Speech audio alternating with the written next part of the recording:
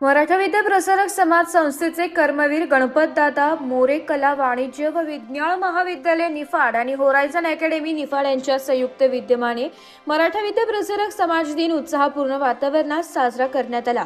कार्यक्रमाच्या प्रारंभी दीप प्रज्वलन करून कर्मवीरांच्या प्रतिमेचे पूजन करण्यात आले। यावेळी उपस्थित मान्यवरांचे स्वागत व सत्कार करण्यात आला। तसेच शैक्षणिक क्षेत्रात उल्लेखनीय कामगिरी करणाऱ्या गुणवंत शिक्षकांसह गुणवंत विद्यार्थ्यांचा मान्यवरांच्या हस्ते सत्कार करून त्यांचा गौरव करण्यात आला। कार्यक्रमाच्या अध्यक्षस्थानी मराठा विद्या प्रसारक समाजाचे सभापती बाळासाहेब अप्पा क्षीरसागर होते, तर प्रमुख अतिथी म्हणून मराठा विद्या प्रसारकचे संचालक तथा माजी शिक्षणाधिकारी नानासाहेब दाते, शालेय व्यवस्थापन समितीचे अध्यक्ष डॉक्टर उत्तम डेरे, होरायझनच्या शालेय व्यवस्थापन समितीचे अध्यक्ष मंजिरीताई कुंदे, महाविद्यालयाचे प्राचार्य एस.एन. शिंदे, होरायझनच्या प्राचार्य स्नेहल सोनवणे यांच्यासह विविध क्षेत्रातील मान्यवर उपस्थित होते।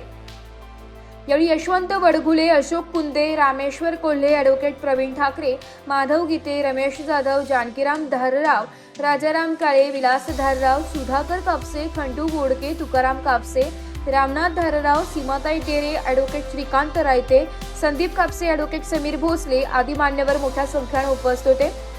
कार्यक्रमात सभापती बाळासाहेब क्षीरसागर यांनी मनोगत व्यक्त करत मराठा विद्या प्रसारक समाजाच्या शैक्षणिक व सामाजिक वाटचालीचा गौरव केलाय। विद्यार्थ्यांनी शिक्षणासोबत सामाजिक बांधिलकी जपत संस्थेचे नाव उज्ज्वल करावे असे आवाहन त्यांनी केले। कार्यक्रम उत्साहपूर्ण वातावरणात पार पडला। महत्त्वाचा विषय आपल्याला या ठिकाणी आहे। आपल्या या संस्थेचे आद्य संस्थापक कर्मवीर रावसाहेबजी थोरात यांनी खरी या संस्थेची स्थापना या ठिकाणी केली आणि त्यांचा जन्मदिवस हा आपण या संस्थेला समाज दिन म्हणून या ठिकाणी साजरा करतो। रावसाहेब थोरातांचा जरी जन्मदिवस असला तरी सर्व कर्मवीरांचं सर्व कर्मवीरांची आठवण आपल्याला या ठिकाणी आली पाहिजे, सर्व कर्मवीरांचं स्मरण या ठिकाणी झालं पाहिजे। ज्यांनी आज आपण जी काही संस्था मराठा विद्या प्रसारक संस्था एवढ्या उंचीवर आली त्यावेळेस आपण निश्चित कळसाकडे तिच्या बघतो, पण तिच्या पायाचे जे काही दगड असतील त्या दगडांची सुद्धा जाणीव आपल्याला या ठिकाणी झाली पाहिजे।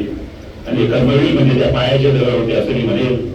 सुरुवातीच्या कालखंडामध्ये कर्मवीर रावसाहेब थोरात असतील, त्यांचे सहकारी असतील, गणपतदादा मोरे असतील, पी.आर. भोसले असतील, काकासाहेब थोरात असतील किंवा अण्णासाहेब मुरगुटे असतील, या मंडळींनी खरं या संस्थेच्या स्थापनेमध्ये, या संस्थेच्या प्रगतीमध्ये शेवटी सुरुवातीला त्यावेळेचा कालखंड आपण जर बघितला त्यावेळेस शिक्षण घेणं एखाद्या ठराविक समाजाची मक्तेदारी त्या ठिकाणी होती। त्या कालखंडामध्ये ती मुलं बहुजन समाजाच्या मुलांना या ठिकाणी शिक्षण मिळालं पाहिजे या भावनेतून सरांनी त्यांच्या याच्यामध्ये सांगितलं की मराठा हायस्कूल सुरू करताना एक जागा मिळाल्यानंतर ती जागा परत उद्घाटनाच्या अगोदर त्या जागा मालकांनी ती जागा मिळणार नाही असं सांगितलं। त्याच्यातूनच तुम्हाला त्या वेळची परिस्थिती काय होती की शिक्षणाकरता बहुजन समाजाला जागा सुद्धा कोणी त्या ठिकाणी देत नव्हतं।